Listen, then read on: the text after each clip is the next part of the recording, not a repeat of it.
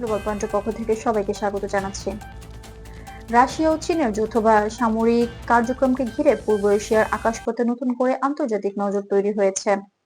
সাম্প্রতিক প্রতিবেদনে বলা হয়েছে, জাপান সাগর, পূর্ব চীন সাগর এবং প্রশান্ত মহাসাগর সংলগ্ন আন্তর্জাতিক আকাশপথে প্রায় 8 ঘন্টা ধরে দুই দেশের সামরিক বিমান যৌথভাবে টহল কার্যক্রম পরিচালনা করেছে। এই টহলে রাশিয়া ও চীনের বোমারু বিমান এবং অন্যান্য সামাজিক উড়োজাহাজ অংশ নেয় বলে আন্তর্জাতিক গণমাধ্যম উল্লেখ করা হয়েছে।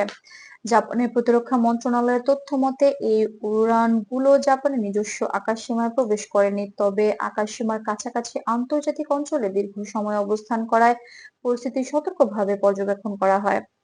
এদিকে এই যৌথ সামরিক টহলের পর জাপানের পক্ষ থেকে নিজেদের নিরাপত্তা পরিস্থিতি নিয়ে উদ্বেগের কথা জানানো হয়েছে।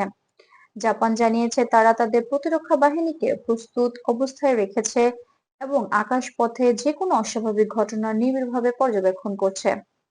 চীন ও রাশিয়ার পক্ষ থেকে বলা হয়েছে, এই যৌথ টহল আন্তর্জাতিক আইনের আওতাতেই পরিচালিত হয়েছে এবং এইটি কোনো নির্দিষ্ট দেশের বিরুদ্ধে নয়, দুই দেশই এটিকে নিয়মিত সামরিক সহযোগিতার অংশ হিসেবে উল্লেখ করেছে।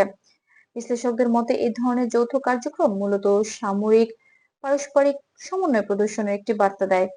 আন্তর্জাতিক নিরাপত্তা বিশ্লেষকদের মতে, পূর্ব এশিয়ার এই ধরনের সামরিক টহল নতুন নয়।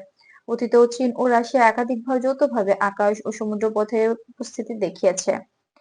তবে প্রতিবারই এ ধরনের কার্যক্রম আঞ্চলিক দেশগুলোর মধ্যে বাড়তি নজরদারি ও কূটনৈতিক আলোচনার জন্ম দেয়। যুক্তরাষ্ট্র সহ জাপানের ঘনিষ্ঠ মিত্র দেশগুলো বিষয়টি পর্যবেক্ষণের মধ্যে রেখেছে বলে বিভিন্ন প্রতিবেদনে উল্লেখ করেছে। তবে এখন পর্যন্ত কোনো পক্ষ থেকেই বড় ধরনের অস্বাভাবিক পরিস্থিতির কথা নিশ্চিত করা হয়নি। সব মিলিয়ে বলা যায়, রাশিয়া ও চীনের এই যৌথ আকাশপথে টহল পূর্ব এশিয়ার চলমান নিরাপত্তা বাস্তবতার একটি গুরুত্বপূর্ণ ঘটনা হলেও তা বর্তমানে কূটনৈতিক ও পর্যবেক্ষণমূলক পর্যায়ে রয়েছে। সংশ্লিষ্ট দেশগুলো পরিস্থিতি নিবিড়ভাবে পর্যবেক্ষণ করছে এবং আন্তর্জাতিক যোগাযোগ অব্যাহত রয়েছে। গ্লোবাল পয়েন্টের সঙ্গে থাকার জন্য অসংখ্য ধন্যবাদ। এ ধরনের আন্তর্জাতিক গুরুত্বপূর্ণ যাচাইকৃত খবর পেতে আমাদের চ্যানেলটি সাবস্ক্রাইব করতে ভুলবেন না।